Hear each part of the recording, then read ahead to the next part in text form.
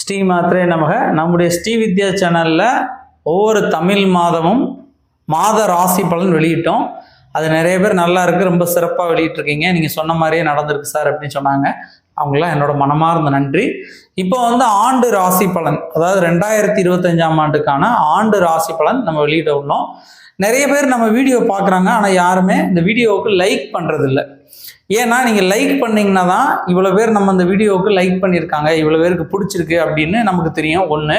இன்னொன்று, நீங்கள் லைக் பண்ணுறதுனால யூடியூப் சேனல் இந்த வீடியோவை நிறைய பேர் பார்க்குறதுக்கு அந்த யூடியூப்பில் முன்னாடி காட்டும்.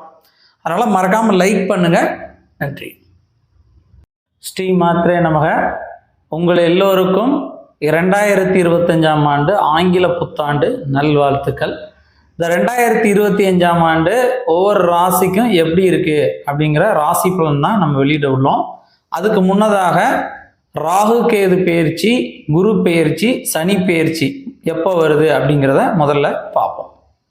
குரு பெயர்ச்சி எப்போ வருது அப்படின்னு பார்த்தோம்னா 11/5/2025 சித்திரை மாதம் 28ஆம் தேதி ஞாயிற்றுக்கிழமை அன்று வரக்கூடியதான் குரு பெயர்ச்சி. குரு பகவான் ரிஷப ராசியிலிருந்து பெயர்ச்சியாகி மீன ராசிக்கு செல்லக்கூடிய நிகழ்வு தான் இந்த குரு பெயர்ச்சி. ராகு கேது பெயர்ச்சி எப்போ வருது அப்படின்னா 26/4/25 சித்திரை மாதம் 13ஆம் தேதி சனிக்கிழமை அன்று ராகு கேது பெயர்ச்சி.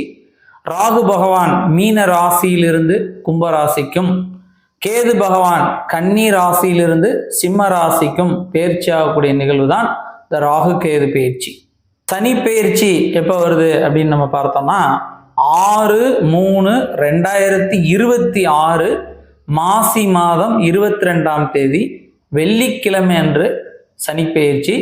சனி பகவான் கும்ப ராசியிலிருந்து பெயர்ச்சியாகி மீன ராசிக்கு செல்லக்கூடிய நிகழ்வு தான் இந்த சனி பெயர்ச்சி. ஸ்ரீ மாத்ரே நமக. மீன ராசிக்கு இந்த 2025ஆம் ஆண்டு எப்படி இருக்கு அப்படின்னு பார்த்தோம்னா கவனமாக இருக்க வேண்டிய ஆண்டாக விளங்குகிறது. ஏன்னா இந்த ஆண்டு முழுவதுமே 7.5 சனியில் விரைய சனியாக இருக்கிறார் சனி பகவான். அதாவது ராசிக்கு 12ஆம் வீட்டில் சனி அமர்ந்து விரயஸ்தானத்தில் அமர்ந்திருக்கிறார்.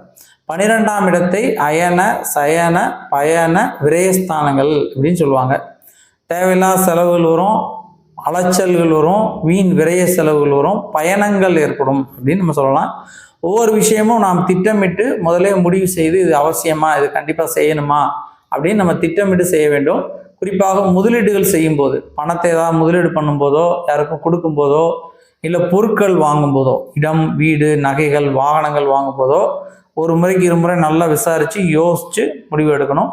சில நேரங்களில் நம்ம அவசரத்தில் செய்யும்போது விரைய செலவாக அது மாறிடும், தேவையில்லாத வெட்டி செலவாக மாறிடும். அதான் விரையச்சனின்னு சொல்லுவாங்க. அதே போல் உடம்பிலும் சில சத்து குறைபாடுகள், விரயங்கள் ஏற்படும். உடம்புலேயும் விரயங்கள் ஏற்படும். உடம்புல சத்து குறையும், தூக்கமின்மை ஏற்படும், தோல் அலர்ஜிகள் ஏற்படும், நரம்பு சார்ந்த கோளாறுகள் ஏற்படும். குறிப்பாக பெண்களுக்கு கர்ப்பப்பை சார்ந்த கோளாறுகள், வயிறு, கால் நரம்புகள், பின் முதுகு, பின் கழுத்தில் வலிகள் ஏற்படும். நரம்பு சார்ந்த உபாதைகள் ஏற்படும். அதனால் மீனராசியை சேர்ந்த பெண்கள் உடல் ஆரோக்கியத்தில் கவனமாக இருக்கணும். எதுக்காக நம்ம இது சொல்கிறோம் அப்படின்னா, ராகுடைய தன்மை மறைவதனால் சிறு சிறு உபாதைகள் ஏற்படும். இந்த ஆண்டு முழுவதுமே உடல் ஆரோக்கியத்தில் கவனமாக இருக்கணும்.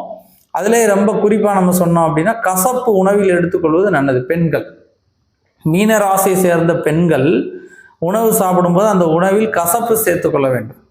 பாவக்காய், அகத்திக்கீரை, வத்த குழம்பு, இந்த மாதிரி கசப்பு சேர்த்துக்கொண்டால் மிகுந்த நன்மையை தரும். இந்த ஆண்டு முழுவதுமே குருவோட தன்மை மீனராசிக்கு நன்மை தான் தரும். 4ஆம் இடமான சுகஸ்தானத்தில் இருப்பதனால சுப செய்திகள், நல்லவர்களோட சேர்க்கை, உயர் பதவியில் இருக்கவங்க, பெரியவங்க, அவங்களோட நட்பு கிடைக்கும். குருவினால் நன்மைகள் உண்டு இந்த 2025 ஆண்டில். ஆனால் நமக்கு ராகு கேது மற்றும் சனியினால் சிறு சிறு உபாதைகள் உடல் ரீதியாகவும் மன ரீதியாகவும் ஏற்படும். குறிப்பாக பண விஷயங்களில் வாக்குஸ்தானத்தில் யார்கிட்டயோ பேசும்போதோ பழகும்போதோ யாருக்கும் நல்லது செய்யும் போதோ நம்ம மாட்டிக்கொள்வோம் அப்படின்றது நல்ல கவனமாக இருக்கணும்.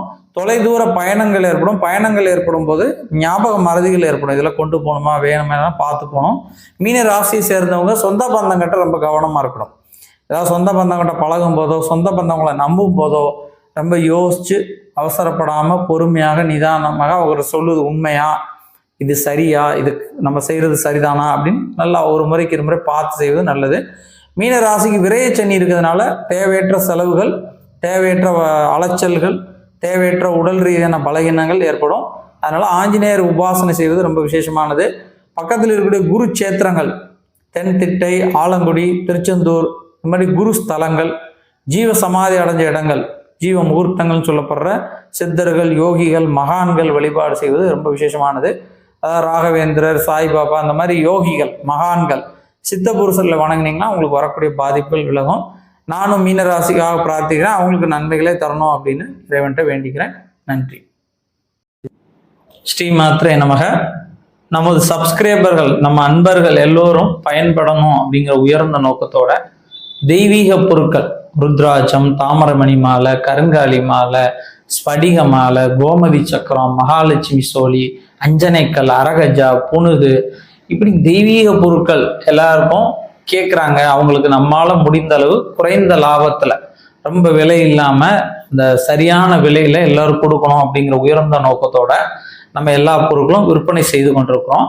அப்படி அந்த பொருட்கள் உங்களுக்கு தேவையாக இருக்கு, அது சுத்திகள் செய்து பூஜைகள் செய்து நியாயமான முறையில், தர்மமான முறையில் கரெக்டாக உங்களுக்கு வேணும் அப்படின்னு நினச்சிங்க அப்படின்னா இந்த கீழே இருக்கக்கூடிய நம்பரை தொடர்பு பண்ணிங்கன்னா எங்கிட்ட இருக்கக்கூடிய பொருட்களோட விலைப்பட்டியல் உங்களுக்கு அனுப்புவோம். அந்த விலைப்பட்டியலை நீங்கள் பார்த்துட்டு உங்களுக்கு என்ன பொருள் வேணும் அப்படின்னு சொன்னீங்கன்னா உங்களுக்கு நாங்கள் தபால்லையோ கொரியர்லையோ பார்சலாவோ உங்களுக்கு அனுப்பி வைப்போம். இந்த கீழே இருக்கக்கூடிய நம்பரில் வாட்ஸ்அப்பில் உங்களுக்கு தெய்வீக பொருட்கள் வேணும் அப்படின்னு நீங்கள் தொடர்பு பண்ணிங்கன்னா நாங்கள் உங்களுக்கு விலைப்பட்டியல் அனுப்பிச்சு அந்த பொருட்களை நீங்கள் பார்த்து வாங்கிக்கலாம். உங்களுக்கு தேவை இருந்தால் கீழே இருக்கக்கூடிய நம்பரை வாட்ஸ்அப்பில் தொடர்பு கொள்ளுங்கள். நன்றி.